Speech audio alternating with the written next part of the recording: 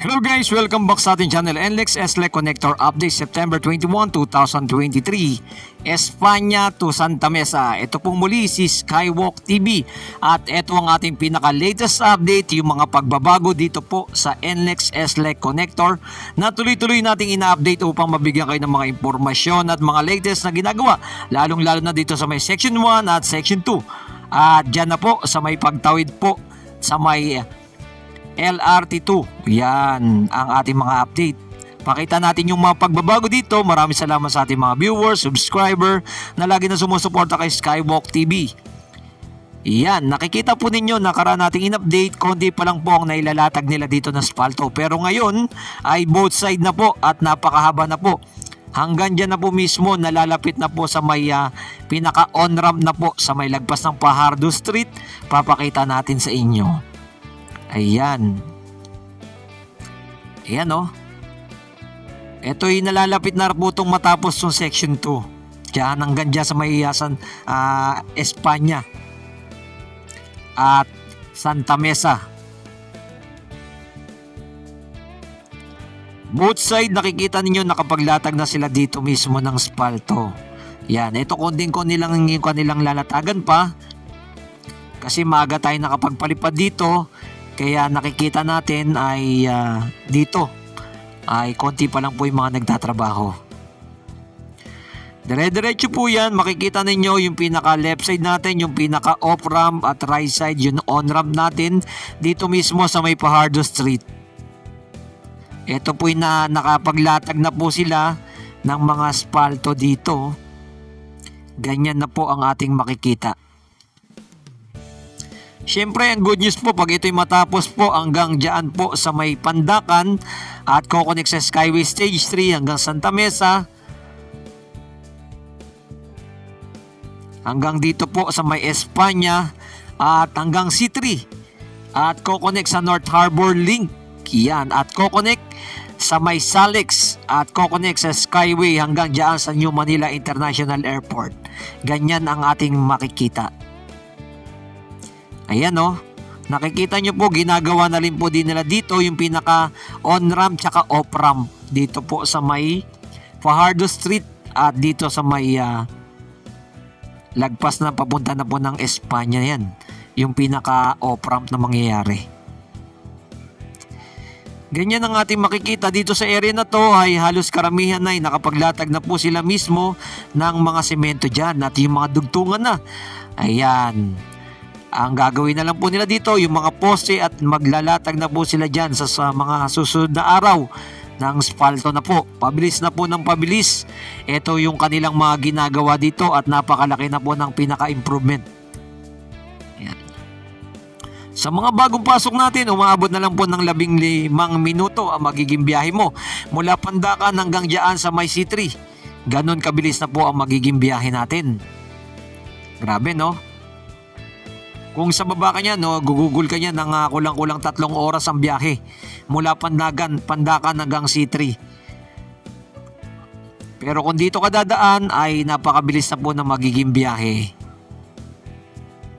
Dahil heavy talaga traffic dyan sa pinakababa. Na-try na natin dyan dumaan madalas. Ayan, dito na po tayo mismo sa may G Tumason na tayo at makikita po ninyo ay may mga gumagawa na rin dyan. Medyo mataas lang po ang ating kuha kasi nawawalan po ng signal. Ay dito kasi maraming mga cell site. Hindi po pwede nating ibaba ang ating drone ay hihigupin. At mawawalan ng signal, wala na tayong drone. Kaya mataas po ang ating palipad natin dito sa area nito. Ayan, pero pinapakita lang po natin dito ay halos karamihan na ay nakapaglatag na po sila dito ng mga simento. Ayan, makikita na rin natin yung pinaka on-ramp dito. Yan, mismo dito sa lagpas lang po ng iglesia. Yan po ang ating ipinapakita. Ganyan na po ang ating masasaksihan. Pero dito naman po, nagpalipad tayo dito sa pinakamalapit na. Ito, medyo mababa na ang ating kuha. Ito na po siya. Ayan, dito po tayo nagpalipad. Pakita naman po natin sa inyo ng malapitan. Ito yung mga kanilang mga officers na nandito, yung mga nakakakulay green. Ayan. Yan, iniikot mo nila ito, itong mga officer na to, chine-check nila yung mga nagtatrabaho dito at yung kung ano yung mga gagawin. At yung mga team leader nila, shoutout dito mismo. Ayan no. Ayan, nag-usap-usap na sila ngayon. Ayan no. Ayan, ganito yung mga gagawin natin. Ito na, para mabilis na tayong matapos. Talagang ano na, hati-hati kayo ng area. Ganyan ang kanilang ginagawa dito. Ayan no, nandyan na rin po yung mga malalaking truck ng may mga simento. Nagre-ready na rin po yan kasi sisimulan na po mismo. Yung dyan mismo sa may LRT2, may papakita tayong pinaka-latest update dyan. Ganyan na po ang ating makikita dito. Tuloy-tuloy na po ang kanilang ginagawa. Ayan. At dito sa area, yung pinakadugtungan na lang at etong 3 span ang ating inaabangan na kanilang matatapos na. Yan o, yung sa paglagpas po ng iglesia dito, ito po yung pinaka-tinuturo ko sa inyo. Ayan o, naglatag na po sila ng bakal. Ayan, 3 span na lang po ang kanilang ginagawa. Dito na rin po mangyayari yung pinaka-off-ramp na rin. Ayan o, ginagawa na rin po nila. Asin talagang tuloy-tuloy na po talaga. Makikita natin mga ilang buwan na lang ito ay tuluyan na po itong matapos. Ayan o, yung dugtungan nila mismo dito sa pinaka-off-ramp. Dito sa may Santa Mesa. Ganyan ang ating masasaksihan na dito sa area na to. Ayan, shoutout po sa inyo lahat dyan. Siyempre shoutout din kasi Kasikap TV at MX TV at Kuya Sen Vlog na lagi na nag-update dito. Yan yung mga kasama natin. Ayan, dire-diretso po yan. Makikita po ninyo, meron tayong ipapakita na pinaka-latest update natin.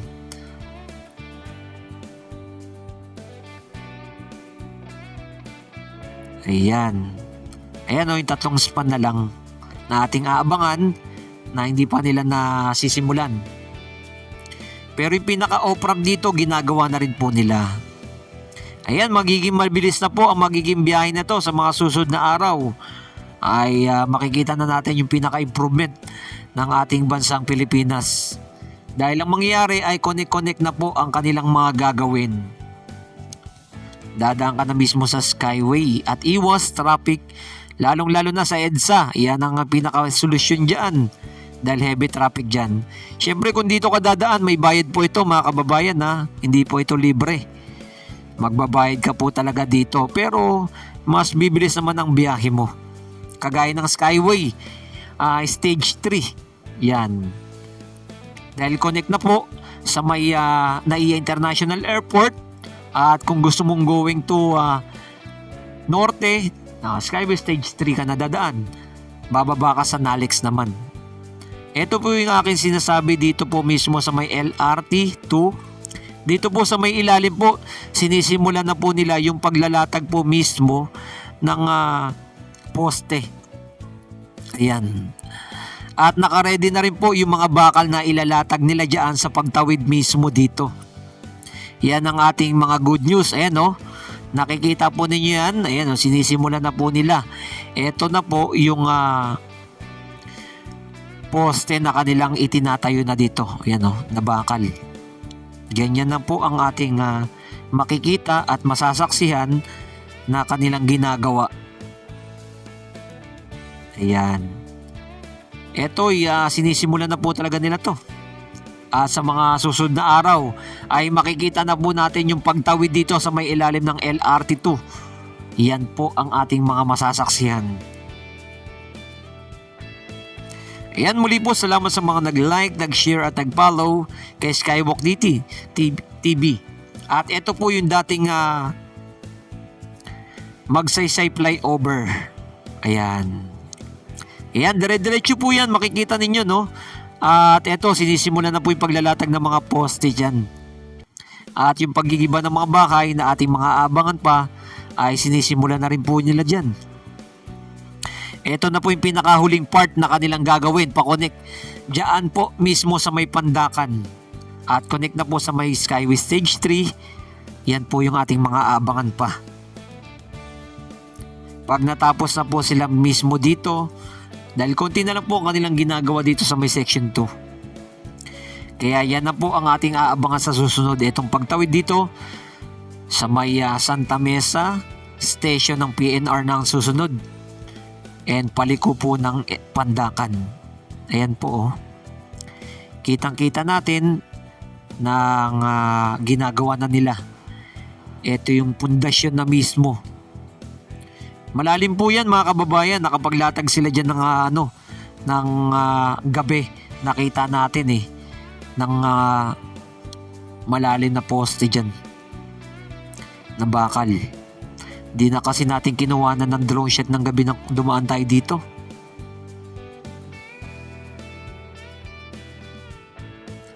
Ayan oh, medyo maganda-ganda na rin ang daanan dito at ayan. Sementado na. Dumaan yung LRT2. Ganyan ang ating makikita. Pakita naman po natin sa inyo yung mga bakal na kanilang ikakabit dito. Ayan no, nandito na sa mismo sa baba. Ayan no. Nakikita ninyo yung mga nakabalot na yan. Yan po yung gagamitin nila dyan sa pagtawid dito sa may LRT2 sa ilalim. Eto na po, nakaredy na rin po dito. Ayan no. Muli po maraming salamat sa inyong lahat dyan. Ito pong muli si Skywalk TV. Keep safe palagi. God bless.